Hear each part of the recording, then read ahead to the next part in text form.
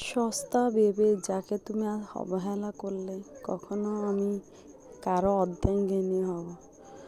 যাকে অবহেলা লাঞ্ছিত দিলে, কারো ঘরে আমি ধরনী হব, কারো দায়িত্ববান বউ হব, কারো সংসারের মা হব, কারো দায়িত্ব পুত্রবধূ হব। একটা কথা কি জানো, যে ঠকে সে জিতে, যে জিতে সে হারে। তুমি আজকে আমাকে ঠকাইছো, কালকে তোমাকে না কেউ তোমাকে ঠকাবার জন্য বসে আছে। অথবা আমার ঠকাইছো যেন আমি নিজে কন্ট্রোল করে ফেলছি, কিন্তু তোমার ঠকানিটা যে তোমাকে ঠকাবে তুমি নিজে কন্ট্রোল করতে পারবে না। বাস্তব এই দুনিয়ার মধ্যে কিছু মানুষকে, মুখোশ পরা মানুষকে চেনা যায় না। ঠেকাত পড়লে সবাই, ঠেকা উদ্ধার হলে কাউকে কেউ চেনে না।